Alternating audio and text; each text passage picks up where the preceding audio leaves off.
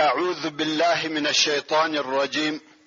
بسم الله الرحمن الرحيم. إن الحمد لله نحمده ونستعينه ونستغفره ونعوذ بالله من شرور أنفسنا وسيئات أعمالنا. من يهده الله فلا مضل له ومن يضلل فلا هادي له، وأشهد أن لا إله إلا الله وحده لا شريك له، وأشهد أن محمدا عبده ورسوله صلى الله عليه وآله وصحبه وسلم. أما بعد،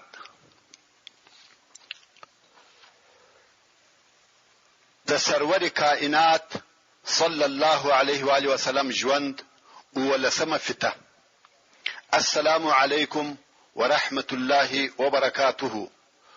محترم ورونو، موږ په تیره شپاړسمه فته کې هغه قصه بیانول چې صفوان ابن امیه او عمیر ابن وهب د کعبه شریفه په حتم کې د رسول الله صلی الله علیه و آله وسلم پر وجلو اتفاق سره وکړي، او عمیر پس له هغه څخه چې خپل توره زهرناکه کړه د مدینه منوره پر طرف رهیسو، ترڅو چې هلته د مسجد د دروازې سره خپل اوښه چوکه کړه او دای ځینې راکښته سو. تاسو په هیږي چې د عمیر سنت او څه مقصد دی؟ د عمیر اراده داده چې په اول ملاقات یا مخامخ کېدلو کې به رسول الله صلی الله علیه و آله وسلم په دغه خپل توره سره وهي، او بیا چې هر څه پیښیږي پیښ دي سي. په دغه وخت کې حضرت عمر فاروق رضی الله تعالی عنه هلته د یو څو نفرو مسلمانانو سره ناست وو او د بدر د جنگ خبرې سره کولې چې سترګې پر عمر ومشته. ویل په والله دغه د الله دشمن عمر نه دی راغلی مګر د یو شر د پاره. او بیا عمر رضی الله تعالی عنه ورسول الله صلی الله علیه و آله وسلم ته ورغلی. ویل یا رسول الله، هغه دی د الله دشمن عمر راغلی او توره په زړیږي. رسول الله صلی الله علیه و آله وسلم و فرمایل ما ته راوله. عمر رضی الله تعالی عنه و عمر ته ورغلی او هغه تناویه چې عمر توره په ځان پوری په زړولې و د عمر په غاړه کې ورواچاوه، غواړي چې مسجد ته ورولي. خو په دغه وخت کې د انصار و څو نفرو ته هم وویل چې تاسو ولاړ سئ د رسول الله صلی الله علیه و آله وسلم سره کښینئ او ودغه خبيثته متوجه اوسئ، ځکه دا سړی په باور نه دی. بیا یې نو عمر رضی الله تعالی عنه و مسجد ته ورننیستی. ورونو رضی الله تعالی عنه می په دې ور سره وایي چې په ورسته کې صادق مسلمان ځنی جوړ شو. کوم وخت رسول الله صلی الله علیه و آله وسلم ولید چې عمر رضی الله تعالی عنه د عمر په غاړه کې تناور اچولې دي او راکشویه، ویل الیک یا عمر، او عمر ته ویل رانږدې سه یا عمر. عمر ورسول الله صلی الله علیه و آله وسلم ته ورده مخسو او ویل انعموا صباحا، چې دا د جاهلیت د وختو او د مشرکانو سلامو. رسول الله صلی الله علیه و آله وسلم و فرمایل الله عز وجل موږ ستاتر تحیه په ش تحیه سره مکرم کړی یا عمر، چې هغه سلام او د اهل جنت تحیه ده. او بیا ورته فرمایل د چی شي د پاره راغلی یا عمر؟ عمر ویل دغه خپل زوی په باره کې راغلی يم چې ستاسو سره بندي او د په متعلق شرع سره وکه. رسول الله صلی الله علیه و آله وسلم و فرمایل دغه توره د چی د پاره په غاړه کې ده. عمر ویل الله دې توري خرابې کې، آیا مشته کومه فائدہ را رسولې ده؟ رسول الله صلی الله علیه و آله وسلم و فرمایل رښتیا راته د چی د پاره راغلی؟ عمر ویل بل دغه د بل کار د پاره نیم راغلی. رسول الله صلی الله علیه و آله وسلم و فرمایل بلکې ته او صفوان ابن امیه په حجر کې سره کښیناستلاست او د قریشو هغه وجل سوي کسان مو یادول چې د بدر په ورځ په هغه څا کې واچول سو.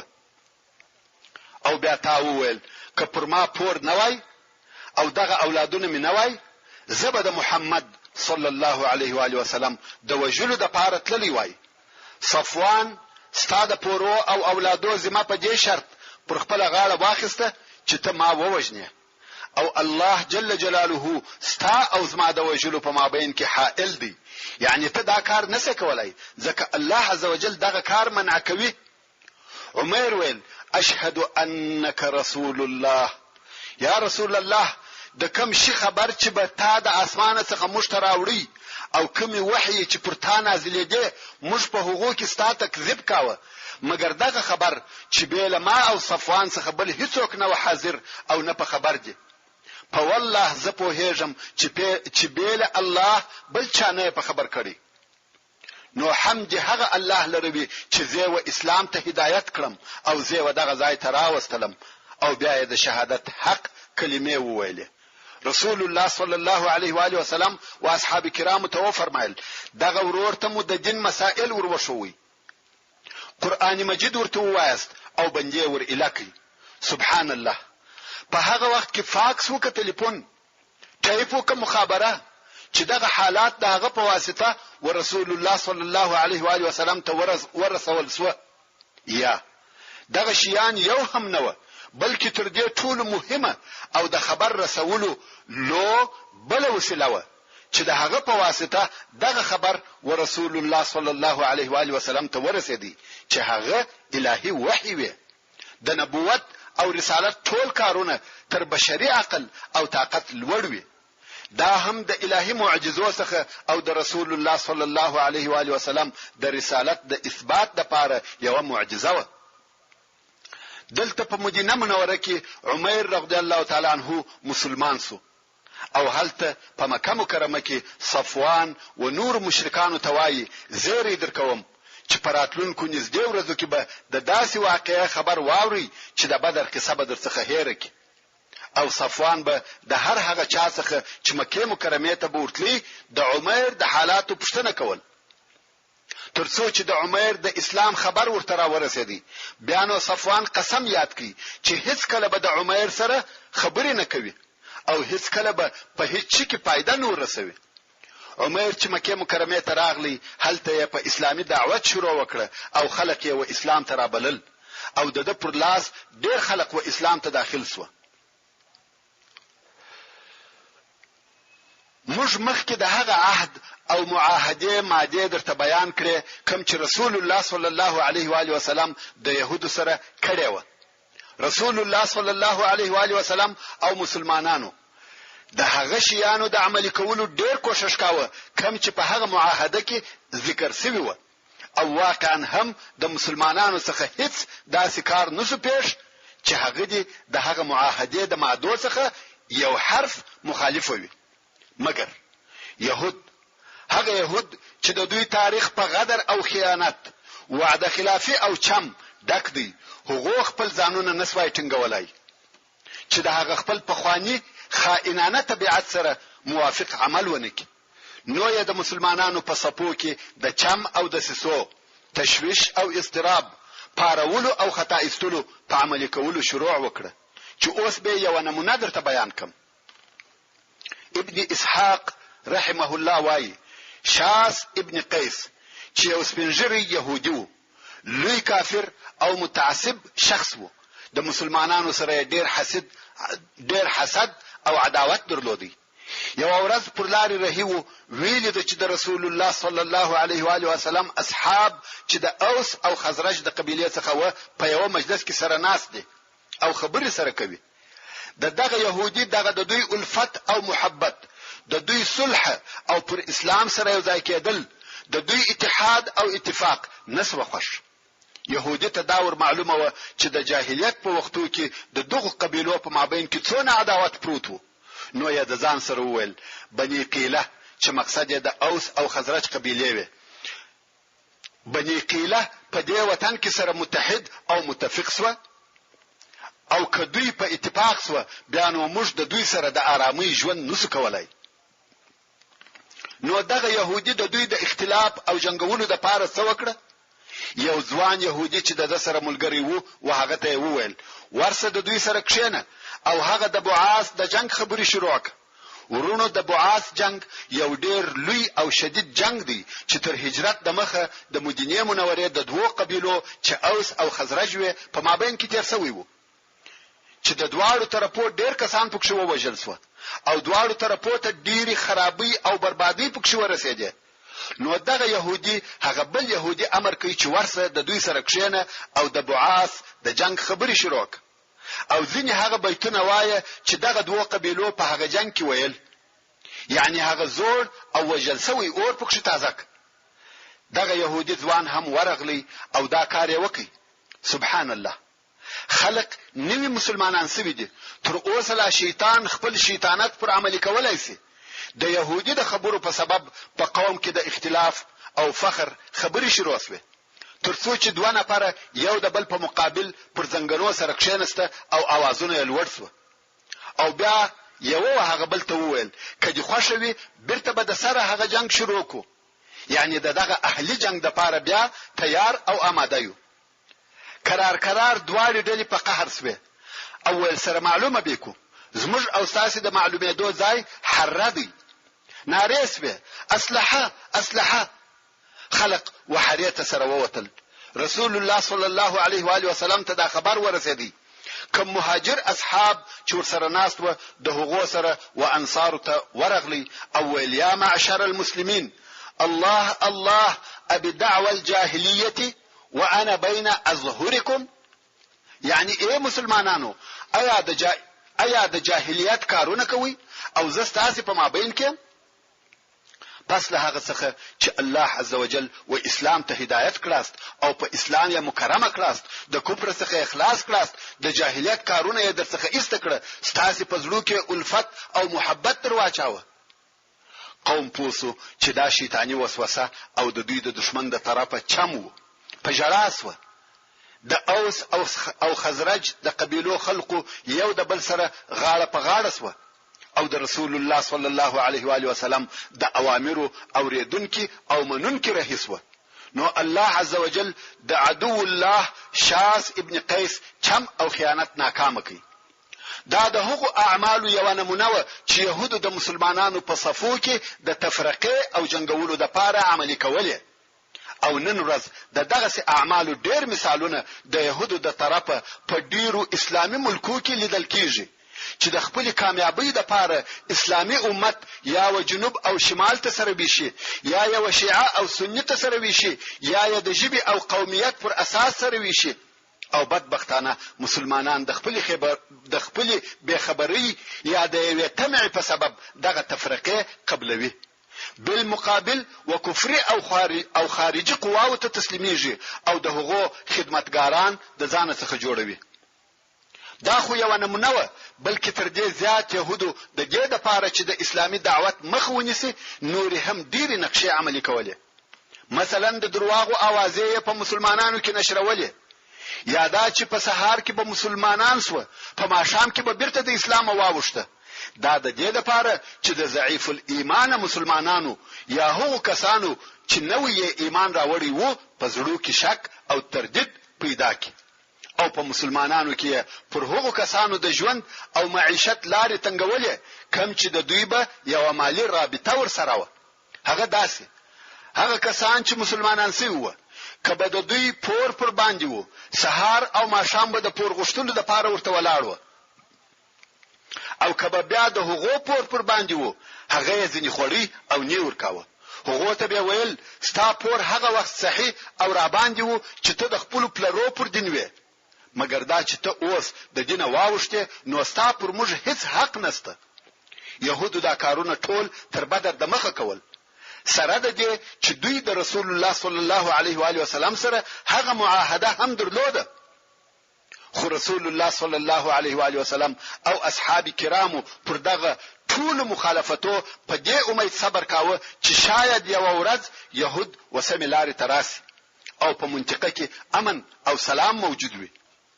خو اوس چې يهود ولیده چې الله عزوجل و مسلمانانو ته د بدر په میدان کې پوره نصر او بری ورکړي او اوس مسلمانانو عزت او شوکت، هیبت او دبدبه پیدا کړه، د يهودو قهر او غضب، عناد او حسد نور هم زیات شو. نو یې هغه خپل شر او عداوت ښکارا کړ، بغاوت او ازارونه یې زیات کړه. په يهودو کې یو سړی وو چې په حسد او عناد، شر او عداوت کې تر نورو يهودو زیات وو او دغه سړی کعب ابن اشرف نومېدی چې قصه به لږ وروسته په تفصیل سره درته بیان سي. همدارنګه لکه د مخه چې درته وویل سو چې د مدینې منورې يهود و درو قبیلو ته ویشل شوی و چې یوه د بني قینقاع قبیله و او دغه قبیله د نن په مدینه منوره کې په یو کلی کې اوسېده چې هغه کلی هم د دوی په نامه سره یادېدی او دغه يهود کاسبان، زرګران، آهنګران او د لوشو جوړونکي و چې دغه کسبو په سبب دوی مالدار او د قسم قسم اسلحو خاوندان هم و. 200 نفر جنگي ځوانان درلوده. د مدینې منورې د يهودو هغه قوي او دلاوره قبیله هم دوی و. او اول هغه څوک چې د رسول الله صلی الله علیه و آله وسلم او مسلمانانو سره عهد او وعده مات کړه هم دغه د بني قینقاع يهود و. کوم وخت چې الله عزوجل او مسلمانانو ته په بدر کې بری ورکړي دغه قبیله په خپل طغیان او سرکشي کې شدت وکړي داسې کارونه کول چې مسلمانان په قهر کې په مسلمانانو یې پسخندونه وهل څنګه چې دوی د کسب او صنعت خاوندان او تجاران و او دا خو تاسو ته معلومه ده چې د يهودو اصلي کار او پیشه تجارت او صنعت دي. نو دوی یو بازار درلودي د مسلمانانو څخه چې به هر څوک د دوی بازار ته د شي درانیولو یا خرڅولو د پاره ورغلی دوی به ازاراوه حتی پر مسلمانانو شذوی تعرضونه کول. کوم وخت چې د دوی دغه کارونه ډیر سو او سرکشي زیاته سو نو رسول الله صلی الله علیه و آله وسلم دوی سره راټول کړ نصيحت ورته وکي وصلح او سملاري تیراو بلل د دوی دغه سرکشي نتیجه ورته بیان کړه خو په عوض د دې چې دوی اصلاح سي شر او عداوت نور هم زیات سو. ابو داود او نور د احادیث امامان د عبد الله ابن عباس رضی الله تعالی عنہ څخه روایت کوي وایي کوم وخت چې رسول الله صلی الله علیه و آله وسلم و قریش ته د بدر په ورځ ماته ورکړه او بیا مدینه منورې ته راغلی نو یې يهود د بني قینقاع په بازار کې سره راټول کړه او وی فرمایل یا معشر يهود د مخ تر دې چې دغه حالت درته پیښ سي لکه و قریش ته چې پیښ سو اسلام راوړي. يهود ویل یا محمد صلی الله علیه و آله وسلم ته په دې مخه تاوزه چې د قریش څخه دی یو څو داسې نفر مړکړه چې به تجربه او په جنگ نه پوهېده کته زموږ سره جنگ وکې ته به پوسه چې خلق موږ یو او زموږ په مثل به د هیڅ سره مخامخ نسي. الله عزوجل د يهودو دغه خبرو په مقابل کې د سوره آل عمران 12 او 13 نمبر آیاتونه نازل کړه چې الله جل جلاله فرمایي قل للذين كفروا ستغلبون وتحشرون الى جهنم وبئس المهاد. یعنی اے محمد صلی الله علیه و آله وسلم ودغه کفارو ته وایي چې ډېر ژر په دنیا کې مغلوب سي او په آخرت کې به جهنم ته وشړل سي او دغه جهنم د استوګنې د پاره ډېر بد ځای دی.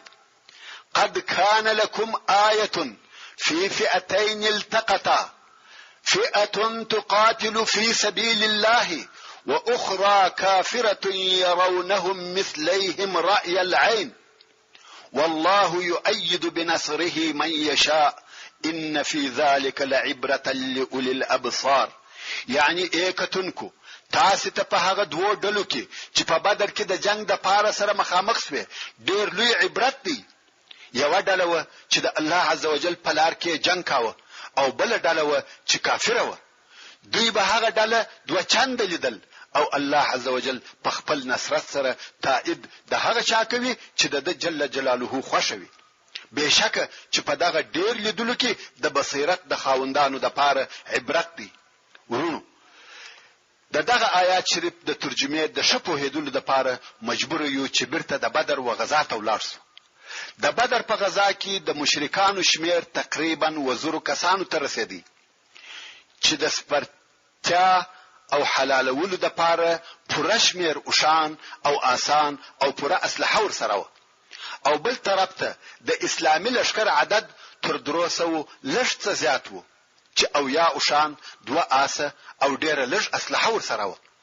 خو د تعجب ځای دا و چې په ځینو وختو کې هر لشکر ته هغه بل مخامخ لشکر د خپل ځان په حساب دوه چنده معلومه دي چې د هغه نتیجه داسوه چې د کافرانو په زړه کې د مسلمانانو د دې ډیروالي په سبب ډیر ورولويده او مسلمانانو ته د کافرانو دغه دوه چند شمیر په سبب پر الله عزوجل اعتماد او توکل پیدا سو او خپل رب ته نور هم متوجه سو. نو الله عزوجل په دغه آیات شریف کې دغه موضوع ته اشاره کوي. خیر برته د بنی قینقاع د يهودو وقصه تراس د يهودو دغه جواب څخه دا معلومه سو چې دوی او رسول الله صلی الله علیه و آله وسلم او مسلمانانو ته په جنگ سره اعلان وکړي چې موږ ستاسو جنگ څخه نه بیریږو او کته زموږ سره جنگ وکړي هلته به در معلومه سي چې جنگیالي او توریالي څوک دي. خو رسول الله صلی الله علیه و آله وسلم خپل قهر او دا موضوع په ځان کې پټ کړ. رسول الله صلی الله علیه و آله وسلم او مسلمانانو صبر وکړي او د هغه څه په انتظار و چې د شپو په تیرېدو سره مخ ته راځي. د بنی قینقاع د يهودو نور هم جرأت او جسارت زیات سو. په خپل اعمالو یې د خپل ځان د بربادي کوشش کاوه او په خپل عمل سره پر خپل ځانو د ژوند کولو لارې بند کړې. ابن هشام د ابي عون څخه روایت کوي چې د مسلمانانو څخه یو شذي یو شی د خرڅولو د پاره د بنی قینقاع و بازار ته یوړي او هغه خرڅ کړي او بیا د یو زرګر دکان ته ورغله او هلته کښینسته غواړي چې د خپل خوشي یو شی رانیسي.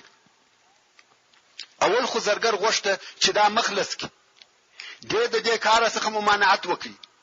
بیا یو بل خبيث يهودي پټ ورغلی د دې په بے خبرۍ کې د دې د کالو یو کونج لور د دې د غاړې سره وتړي او دا بے خبره ناشته ده. اوس خو هیڅ نه ده پیښه. کوم وخت چې سودا اخلاص وسوه نو شزه ولاړه سوه. څنګه چې کالیه لور تړلی و د بدن یو حساسه ښکارا سوه او يهودو پر وخندل. دغه لسوال سره یو لوچغه وکړه. دلته یو مسلمان سړی هم ولاړ وو او یو شی رانیسي. دا حال یې ولیدي چې یو مسلمانه مستوره شزه لڅسوه او هغه يهودي چې دا کار یې کړی دی ولاړ دی او خاندي. مسلمان سړی دا واقعا ویني څنګه چې د شرف موضوع و د دې تحمل یې نسوي کولای پر يهودي راواچول او مړی کړ.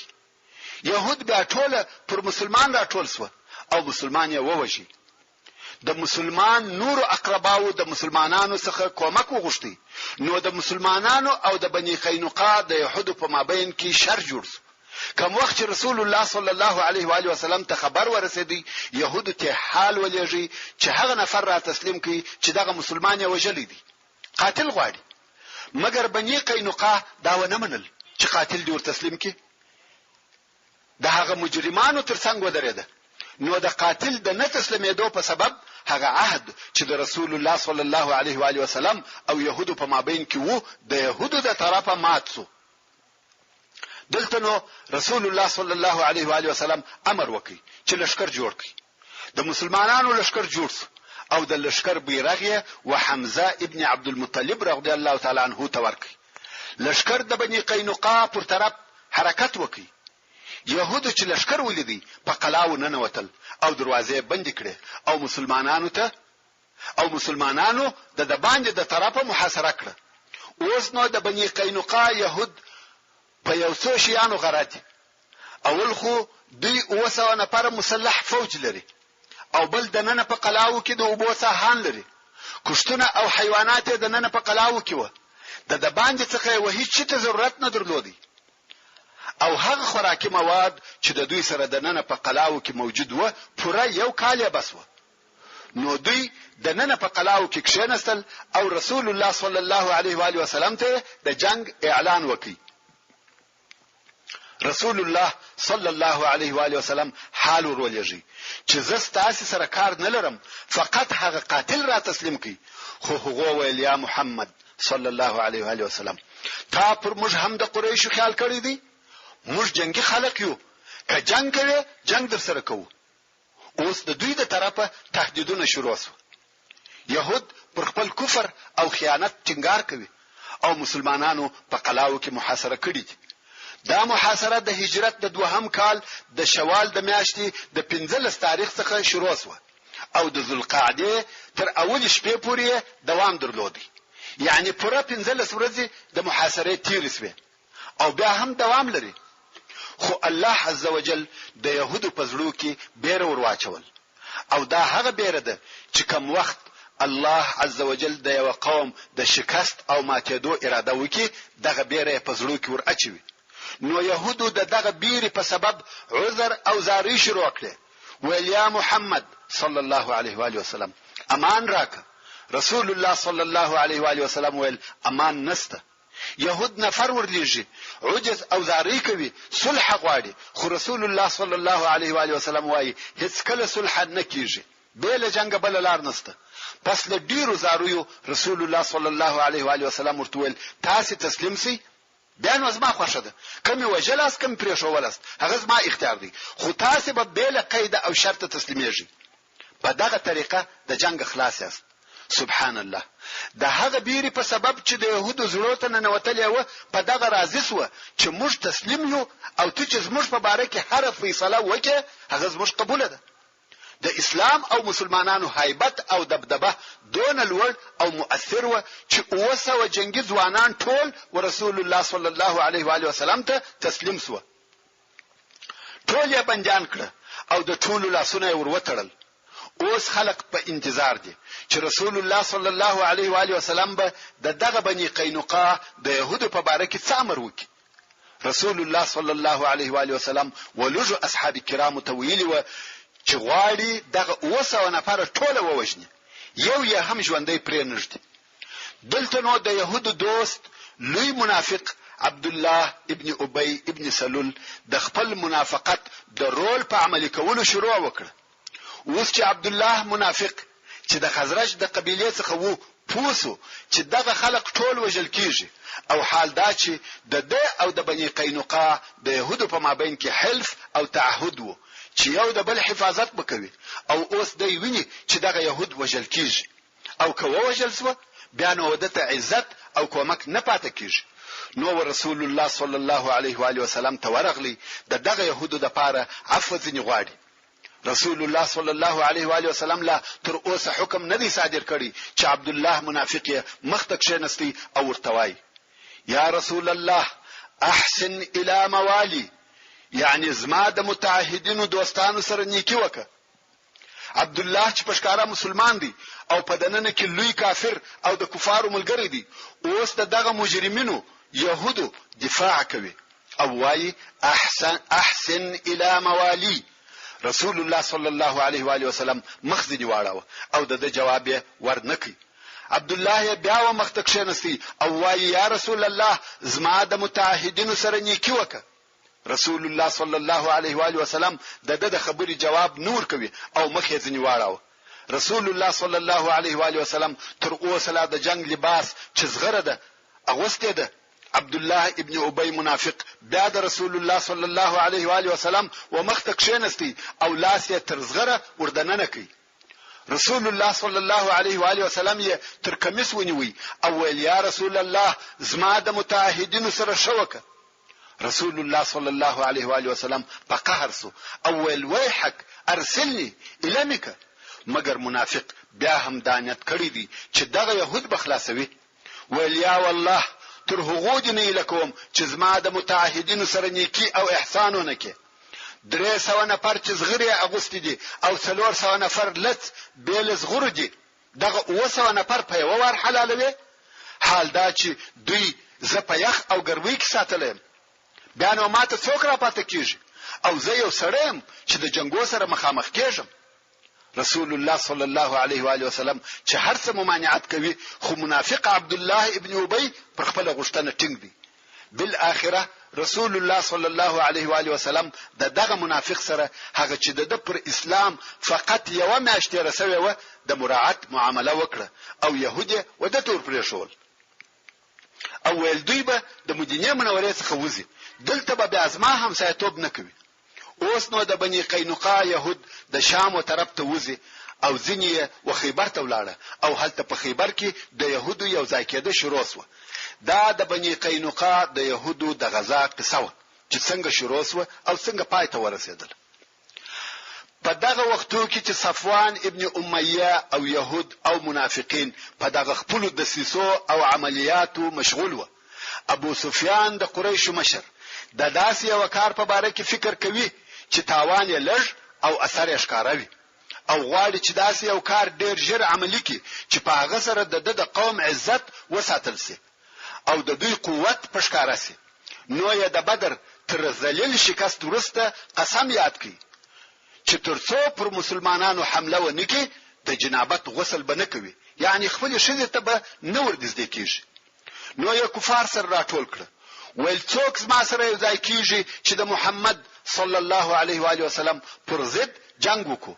وی کولای شوی چې 200 نفر سره یو ځای کی او دغه 200 نفرو په ملګرتیا د مدینه منورې پر طرف رهیسو، څو نږدې و مدینه منورې ته ورسېده. مګر اوس دا جرأت نه لري چې پښکارا پر مدینه منوره حمله وکړي. نو یې د مدینه منورې څخه لري خیمه ودرولې او د مدینه منورې د يهودو سره ارتباط ونیوي.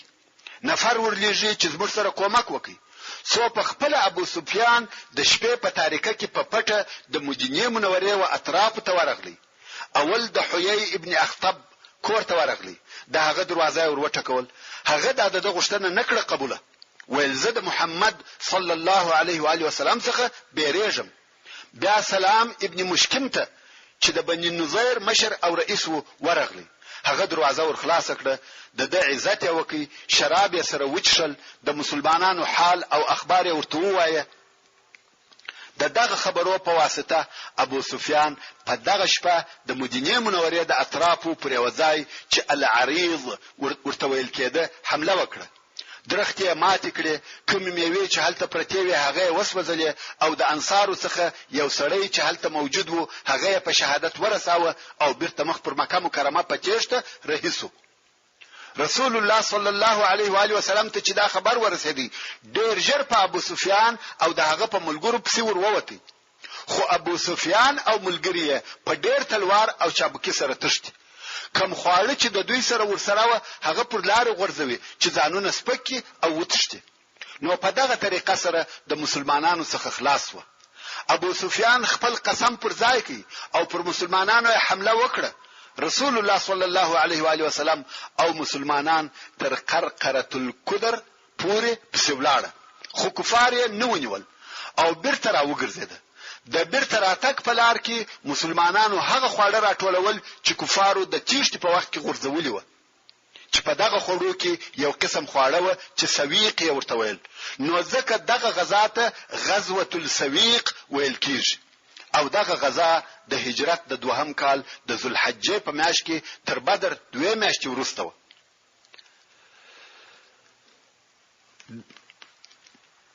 د ذی امر غزا، دغه غزا هغه لو عسکري حمله ده چې تر احد د مخه د رسول الله صلی الله علیه و آله وسلم په قیادت سوی ده او د دغه غزا د پیښېدو سبب دا و چې د مدینه منورې استخباراتو و رسول الله صلی الله علیه و آله وسلم ته دا خبر راوړي چې د بنی ثعلبه او د محارب قبیلو ډیر زیات شمیر خلق سره یو ځای کړي دي، غواړي چې د مدینه منورې پر اطرافو حمله وکړي.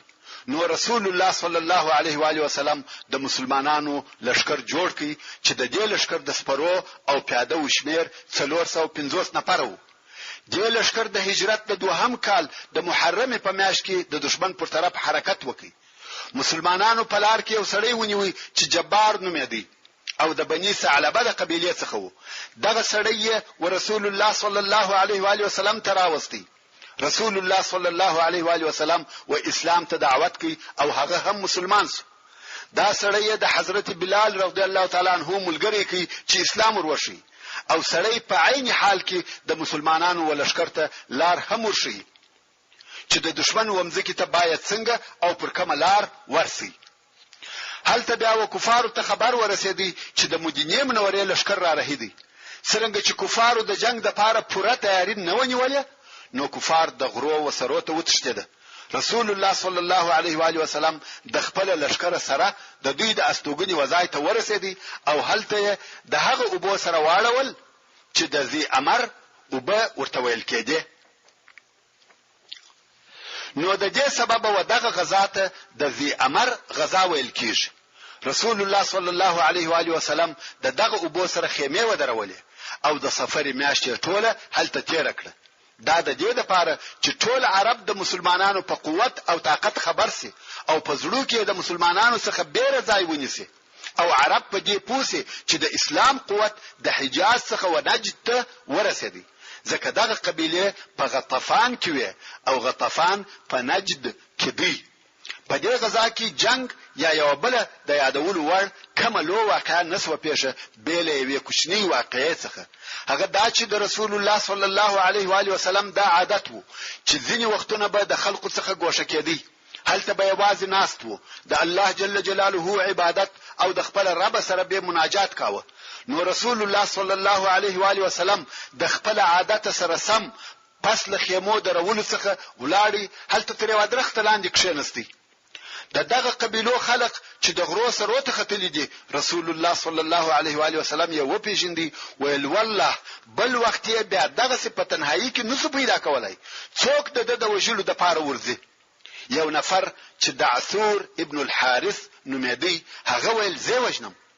نو دغه دعثور په قراره د غره څخه راکښته سو څو رسول الله صلی الله علیه و آله وسلم ته ورسېدی او څوک نه دی په خبر. رسول الله صلی الله علیه و آله وسلم په دغه وخت کې تر درخت لاندې بدو. اوس نو دعثور د رسول الله صلی الله علیه و آله وسلم وسرته تر پلاس ولاړ دی. په دغه وخت کې رسول الله صلی الله علیه و آله وسلم راوښ شو او ویل د چې دعثور ورته ولاړ دی او تر پلاس کې ده غواړي چې رسول الله صلی الله علیه و آله وسلم ووهي. دا داسې حالت دی چې هیڅ د دې خیال او ګمان نه کاوه چې داسې دی پېښ شي. خو اوس دعثور تر پلاس ولاړ دی او ویل یا محمد صلی الله علیه و آله وسلم اوس می څوک ستاسو څخه منع کوي. د په فکر کار خلاص دی فقط یو واری غواړي. خو رسول الله صلی الله علیه و آله وسلم په یقیني او اعتمادي لهجه ورته ویل الله سبحان الله. د رسول الله صلی الله علیه و آله وسلم دغه جملې د ویلو سره دعثور پر شاغ زارسو او تر ورسول الله صلی الله علیه و آله وسلم ته نږدې د لاس ولويده. تر رسول الله صلی الله علیه و آله وسلم واخسته. اوس دعثور پروتي او رسول الله صلی الله علیه و آله وسلم تر پلاس ورته ولاړ دی. رسول الله صلی الله علیه و آله وسلم ورته ویل څوک دې زما څخه منع کوي. دعثور ویل یا محمد الامان الامان په والله هیڅ وخت بیا جنگ نه در سره کوم. رسول الله صلی الله علیه و آله وسلم پریښاو. دعثور بیرته خپل قوم ته ولاړ. قوم ورته ویل ولې دی ونه واه. دعثور ویل ما چې ورته ویل څوک د زما څخه منع کوي کوم وخت چې دویل الله یو سړی په دواړو لاسو پر ځګر ووهلم او زه پر شاو زار سوم. ورونو دا جبرئیل علیه السلام د رسول الله صلی الله علیه و آله وسلم د نجات او خلاصون د پاره د اسمانو څخه راکښته سو او دغه سړی ووهه. د کعب ابن الاشرف يهودي وجنه. کعب ابن الاشرف د يهودو یو لوړ او مالدار سړی وو چې د اسلام او مسلمانانو سره تر ټولو يهودو زیات حسد او عناد درلودي. پشکارا سره رسول الله صلی الله پشکارا سره رسول الله صلی الله علیه و آله وسلم ازاراوه او د مسلمانانو سره پشکارا د جنگ اعلان کاوه. دای په خپل د طی د قبيله د بنی نبهان څخه وو او مور د بنی نظیر د يهودو څخه وو.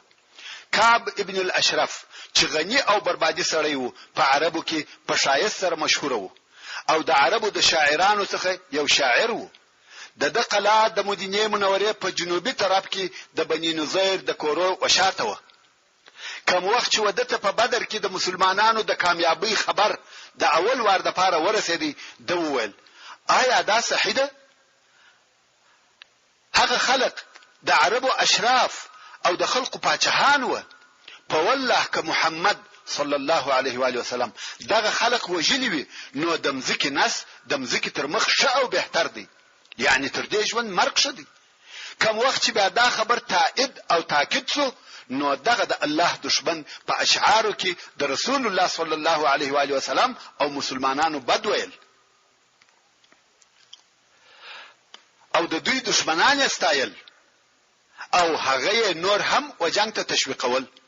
خو یوازې په شعر ویلو هم نسو قانع، بلکې مکه مکرمه او قریش ته ورغلی او هلته د مطلب ابن ابي وداعه السهمي په کور کې واړول.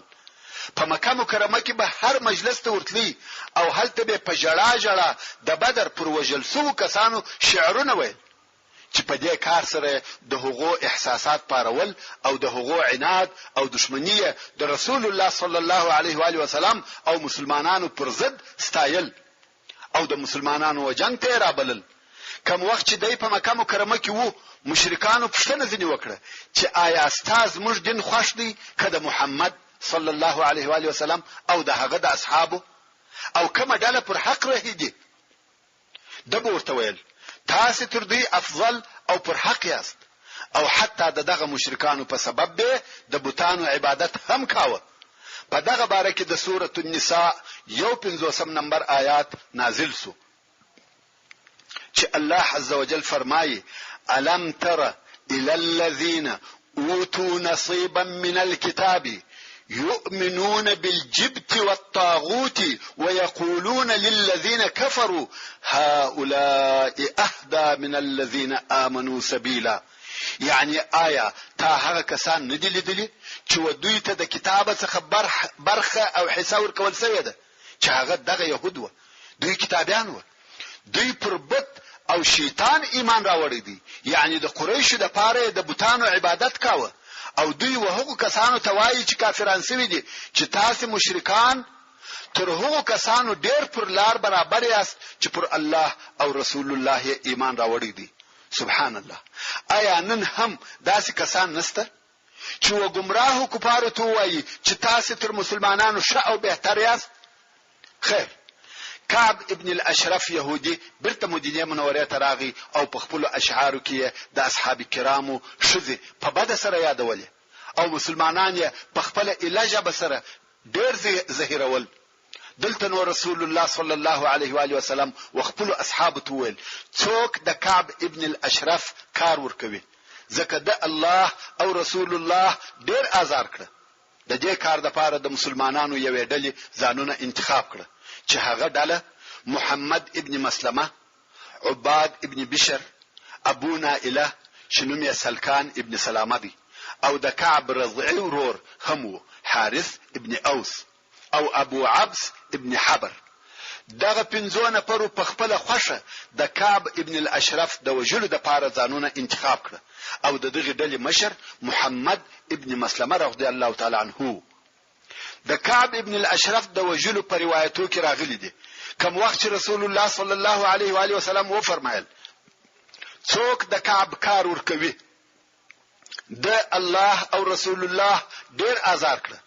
محمد ابن مسلمه رضی الله تعالی عنه ولارسو ویل زه یا رسول الله ایا ستا خوښه ده چې وژنم؟ رسول الله صلی الله علیه و آله وسلم و فرمایل هو. محمد ابن مسلمه رضی الله تعالی عنه ویل نو اجازه راکه چې څه وایم. رسول الله صلی الله علیه و آله وسلم و فرمایل وی وای، یعنی دغه کار د کولو د پاره و یو څه خلاف ویلو ته ضرورت لرم، د هغه اجازه راکه. رسول الله صلی الله علیه و آله وسلم هم اجازه ورکړه. ورونو په دغه حالاتو کې خلاف ویل جائز او روا دي. اوس نو د نقشې د عملي کولو د پاره محمد ابن مسلمه رضی الله تعالی عنه او کعب ابن الاشرف يهودي ته ورغلی او ورته ویل دغه سړی چې مقصد یې رسول الله صلی الله علیه و آله وسلم زموږ څخه صدقه وغوښته او موږ یې ستړي کړیو. کعب ورته ویل په والله تاسو د کومک او ملګرتیا کوي. محمد ابن مسلمه ورته ویل موږ د علیه الصلاة والسلام متابعت کړی دی او دا مو نه د خوښه چې اوس پر دې ملار پریږدو و به ګورو چې د کار اخره چی کیږي. خو اوس موږ ستاسو یو خوروار یا دوه خورواره خواړه په پور غواړو. کعب ویل هو پور درکوم خو ګرو براته یږدي. محمد ابن مسلمه ویل په ګرو کې چی غواړي؟ کعب ویل شذ په ګرو کې راکې. محمد ابن مسلمه رضی الله تعالی عنه ویل موږ خپل شذ څنګه په ګرو کې در سره پریږدو، حال دا چې ته په عربو کې شایسته سړی. کعب ویل نو اولادونو په ګرو کې راکې.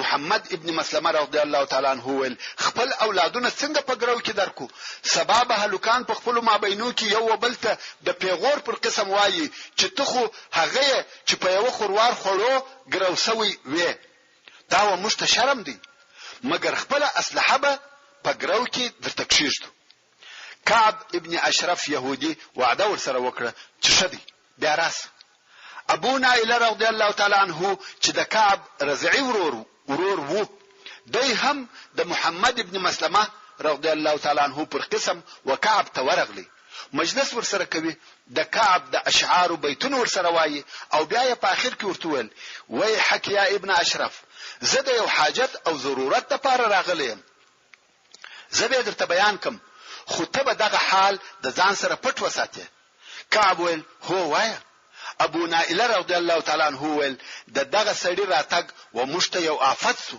چې مقصد رسول الله صلی الله علیه و آله وسلم د پراتک سره مو عرب دشمنان وګرځیدل ټول عرب مو د ویلندې څخه ولي او په یو سترګه راته ګوري د کاروبار او تجارت لارې را باندې بند کړي موږ په تکلیف یو اولادونه مو وژدي نور یې هم داس خبري ورته وکړه لکه د محمد ابن مسلمه چې کړی وي او ابو نائله د خپل خبرو په مابین کې دا هم ورته وویل چې زما سره د غزما د رای او نظر نور ملګری همسته او زه غواړم چې هغه هم وتا ته راولم او ته یو څه لطفا فتا واړو